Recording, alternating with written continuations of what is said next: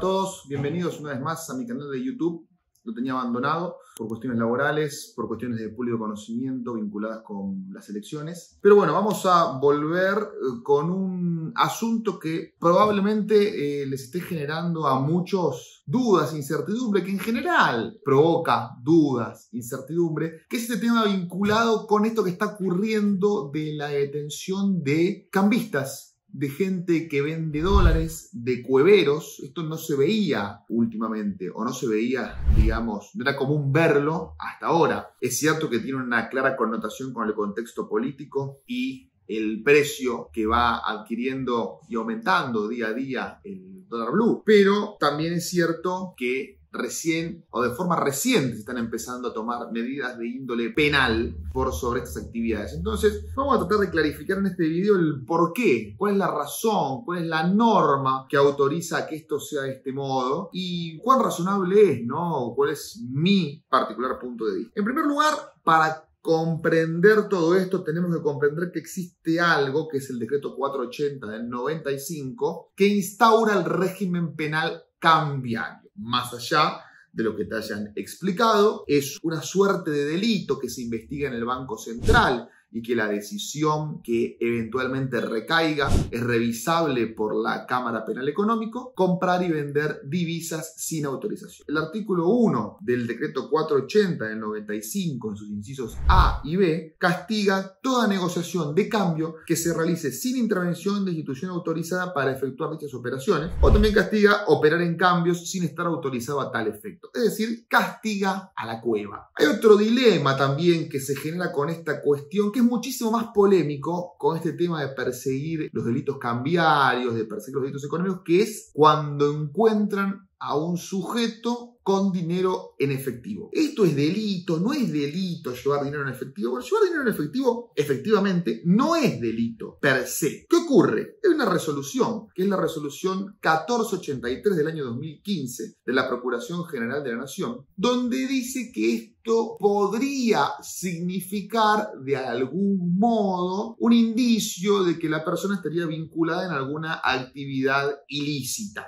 como podría ser la evasión impositiva, como podría ser el contrabando, como podría ser el lavado de dinero. Resolución bastante polémica, porque en realidad la única consecuencia legal de eso sería un incremento patrimonial no justificado de los establecidos en el artículo 18, inciso F de la ley 11C83, que a lo único que da lugar es a que se inicie una investigación en AFIP y se le exija a el que tenía ese dinero que pague impuesto a las ganancias e IVA al respecto del dinero que se le halló. Y digo que es una resolución general polémica porque las facultades que la ley 27148 le concede al Procurador General, que es quien firma esta resolución general, son ordenatorias del funcionamiento del Ministerio Público. Entonces acá pareciera que el Procurador General está creando un supuesto delictivo donde no lo está, porque para dar inicio a un proceso penal tiene que haber indicio de un delito. Es una resolución polémica, pero esa es la razón por la cual se detiene a una persona cuando carga dinero en efectivo. Mi particular punto de vista es que esto no debería ser así,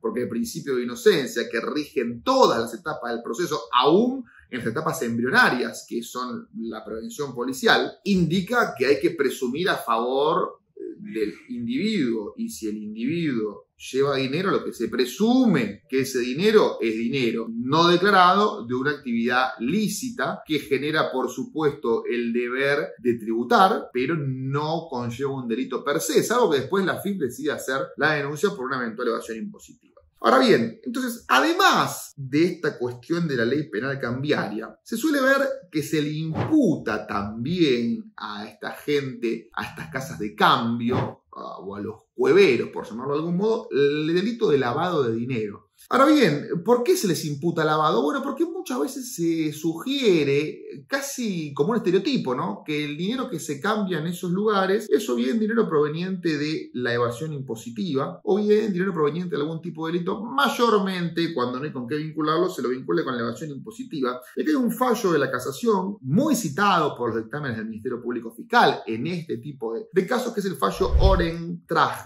donde lo que sostiene sintéticamente es que para comprobar una actividad delictiva previa, que es lo necesario para que haya lavado de dinero. Es decir, el lavado de dinero, ya vamos a ir al concepto y qué es, pero básicamente consiste en tomar dinero proveniente de una actividad ilícita, insertarlo en el mercado y que mediante una serie de maniobras adquiera apariencia lícita. Ya vamos a verlo en profundidad. Pero fundamentalmente el gran cuestionamiento que se da cuando se le imputa a un individuo lavado de dinero por parte de la defensa es, bueno, a ver, señor, compruébeme que ese dinero proviene de un ilícito.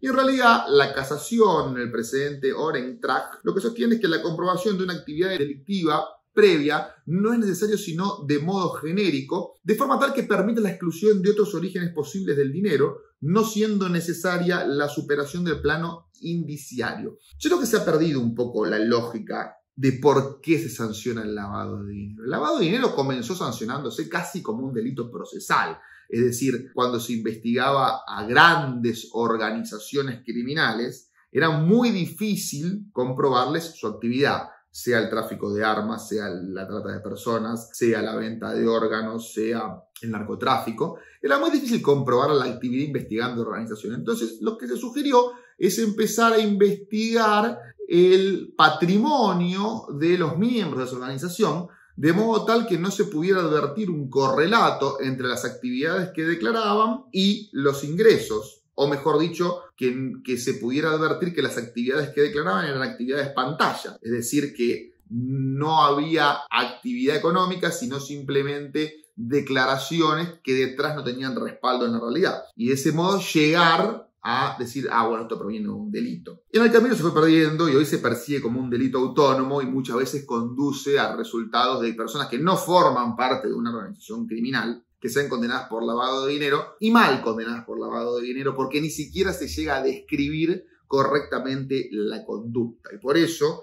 para entender esto que estoy diciendo, de que normalmente en la mayoría de las imputaciones que se hacen hoy en Argentina no se llega a describir adecuadamente la conducta del lavado de dinero, vamos a ver qué es el lavado de dinero. El lavado de dinero se encuentra previsto y reprimido en el artículo 303 del Código Penal y castiga al que convirtiere, transfiriere, administrare, vendiere, gravare, disimulare o de cualquier otro modo pusiere en circulación en el mercado bienes provenientes de un ilícito penal, con la consecuencia posible de que el origen de los bienes originarios o los subrogantes adquieran la apariencia de un origen lícito, siempre que su valor supere los 300.000 pesos, sea en un solo acto o por la reiteración de hechos delictivos vinculados entre sí. Entonces, lo primero que exige la norma es que de algún modo se inserte dinero ilícito en el mercado. Entonces ahí tenemos una primera objeción, el mercado lícito, por supuesto, ¿no? Entonces ahí tenemos una primera objeción contra la persecución a las casas de cambio por lavado de dinero, porque las casas de cambio siempre se maneja en el plano informal. Aunque el dinero proviniera de un delito, que sea el que sea, la operación de cambio per se no implica lavado, porque siempre está en el plano de lo informal, nunca va al plano de lo formal. Ahora bien, sigue hablando la norma con la consecuencia posible de que el origen de los bienes originarios o subrogantes adquiera apariencia lícita. Esto de la consecuencia posible es de donde se agarran muchas de las imputaciones y dicen, no, bueno, eso es en el plano informal, pero después mediante una maniobra que nunca describen, ese dinero sale por algún lado, que nunca dicen cuál es, con apariencia lícita. A ver, para lo que la norma busca castigar, enseña Trovato y Bacigalupo en Estudio Comparativo del Derecho Penal de los Estados Miembros de la Unión Europea sobre la represión del reciclaje o blanqueo de dinero ilícitamente obtenido, que cuando el tipo penal habla de castigar aún la apariencia posible de que el dinero adquiera apariencia lícita, lo que busca castigar es una maniobra con un cierto grado de desarrollo, con un cierto grado de sofisticación. Que ahora vamos a ver por qué digo esto, porque normalmente el lavado de dinero tiene 3 fases y normalmente en las imputaciones nunca se llega a describir la tercera. Siempre queda en la segunda, que ya vamos a ver cuál es la consecuencia legal de esto. Porque en definitiva, lo que se busca castigar, también enseña Bacigalupo y lo enseña Gustavo Trovato en otro artículo que se llama ¿En qué consiste el delito de lavado de dinero? Lo que se busca castigar son maniobras cosméticas. Señalan estos autores que el ocultamiento del origen se da una vez que el dinero reingresa al mercado bajo la apariencia de tener un origen lícito, por supuesto en el que se pretende borrar la huella delictiva del bien. Y lo que está prohibido es la realización de la maniobra cosmética que le permite al autor del hecho precedente tener una explicación frente a la sociedad con respecto a que ese dinero fue obtenido de forma legítima. Es decir, esto es muy importante. Si alguien va, roba un banco y se compra una casa, eso no es lavado de dinero, porque no puede explicar a la sociedad cómo obtuvo ese dinero. Eso, al contrario, eso es ponerse en evidencia ante el fisco de que hay por lo menos un incremento patrimonial no justificado. Que después el fisco, durante su investigación, probablemente advierta que se vincula más con un delito que con un incremento patrimonial no justificado. El lavado de dinero requeriría de la existencia de una maniobra que cuando ese sujeto, ese ladrón del banco, compró ese departamento, pueda decir, no, un momentito, que yo el dinero lo obtuve de una fuente ilícita. Y esto es así porque el lavado de dinero tiene fases. Hay fases para el delito de lavado de dinero. Y esto es lo que no se llega no a probar, ni siquiera se llega a narrar en las investigaciones que se hacen por lavado de dinero en Argentina, y mucho menos en los casos de los hueveros. El lavado de dinero consta de 3 fases: la colocación, el ocultamiento y la integración. La fase de colocación es cuando uno toma el dinero ilícito y lo coloca en el mercado lícito, normalmente a través del depósito en una cuenta. Ahí tenemos una fase de colocación. Los fundamentalistas van a decir, bueno, cuando yo compré el departamento, ahí estoy entrando en una fase de colocación. Sí, pero el problema es que no hay forma de integrarlo, porque en esa misma fase se acabó la maniobra. ¿Por qué? Porque te descubrieron. Entonces van a decir, bueno, pero estaba la consecuencia posible. No había consecuencia posible, era imposible que no te descubran. Digamos, si no te descubrieron es por un problema de incompetencia de los órganos del Estado. Pero la maniobra no tiene ningún nivel de sofisticación, que justamente es lo que se exige cuando se habla de consecuencia posible. La consecuencia posible lo que busca es que cuando la maniobra no funcionó, aún así se pueda castigar el delito tentado, diría como uno consumado, porque si la maniobra no funcionó, estamos hablando de una tentativa. Ahora sí, la maniobra tiene que tener un cierto nivel de sofisticación, si no cualquier torpe quedaría imputado por lavado de dinero con una maniobra o con una tentativa inidónea, diríamos. Entonces, bien, la primera fase es colocar el dinero en el mercado lícito. Normalmente se hace a través de un depósito. La segunda fase es el ocultamiento, es decir, alejar el dinero de su fuente. Y la tercera fase es la integración. Esta es la fase importante y donde ocurre el fenómeno del maquillaje. El lavado se produce cuando el dinero sale por la otra punta, por llamarlo de algún modo, y aparece como obtenido en una actividad económica lícita. Por eso es que no es un indicio de lavado de dinero que el imputado no pueda justificar su patrimonio. Al contrario, el lavador puede justificarlo, justamente porque tiene una actividad pantalla. Que el imputado no pueda justificar su patrimonio es un indicio de evasión impositiva. Será un indicio de que está cometiendo un delito. Será un indicio, normalmente es un indicio, la lógica implica que es un indicio de evasión. Ahora, no es un indicio de lavado. El lavador puede justificar el patrimonio. El problema es que cuando vamos a ver detrás de la actividad que declara, resulta que la actividad, valga la redundancia, no tiene actividad. Es decir, dice, tengo un prolífero restaurante y cuando van al restaurante está cerrado.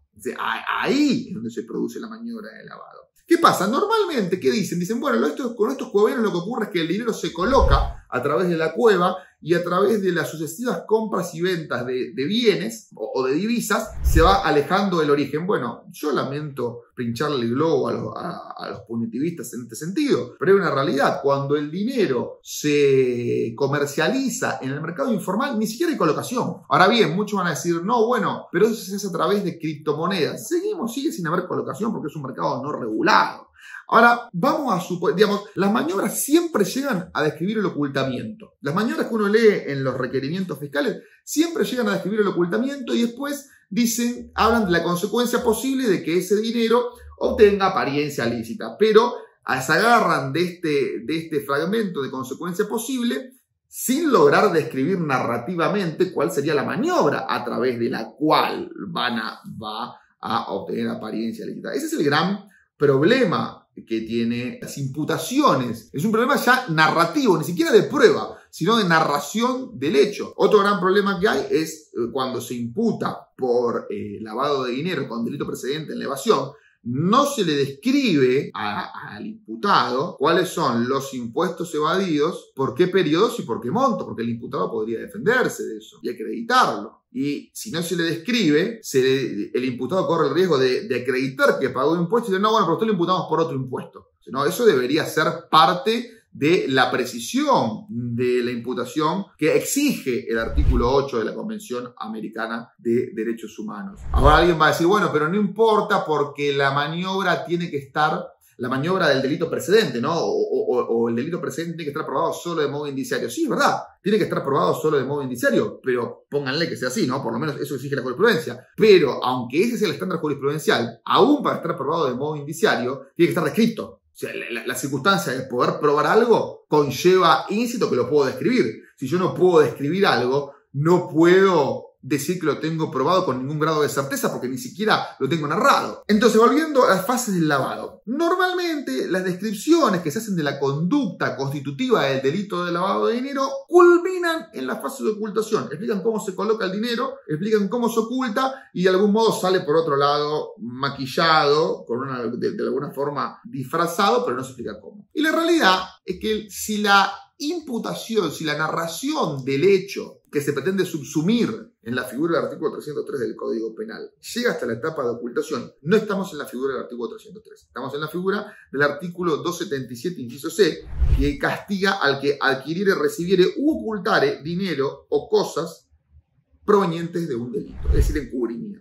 Por ello, desde mi particular punto de vista, la mayoría de las maniobras que en la justicia federal argentina se describen como lavado de dinero no pasan de un mero encubrimiento. Hay otra figura que se suele utilizar cuando no se tiene muy claro cuál es la maniobra, que se la pretende utilizar como muleta, pero que tiene los mismos problemas que el lavado de dinero. Es decir, para clarificar, esta figura se suele utilizar cuando se trata desde la acusación de ser prolijo y dicen, bueno, como no conocemos cuál es la maniobra que permite que este dinero aparentemente obtenido de forma ilícita adquiera apariencia lícita, entonces no vamos a imputar el inciso 1 del 303, vamos a imputar el inciso 3, es decir, la receptación. ¿Y qué dice el inciso 3? Dice que es castigado el que recibiere dinero u otros bienes provenientes de un ilícito penal, hasta acá lo mismo, con el fin de hacerlos aplicar en una operación de las previstas en el inciso 1.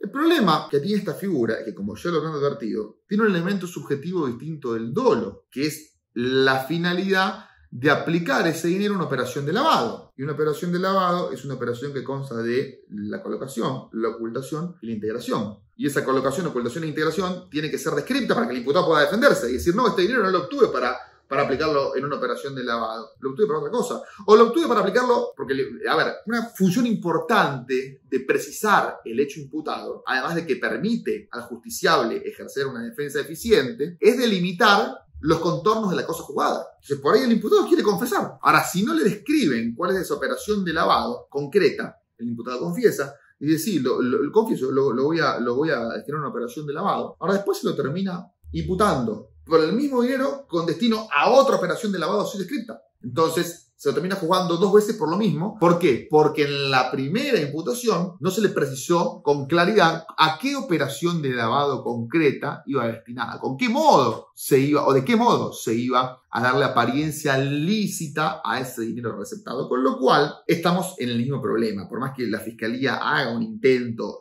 las Fiscalías en general, haga un intento de precisar la adecuación típica de las conductas cuando carece de una narración de la maniobra cosmética, aún así se incurre en una imprecisión inaceptable del hecho imputado, que la única forma de subsanarla es describiendo cuál es la maniobra cosmética.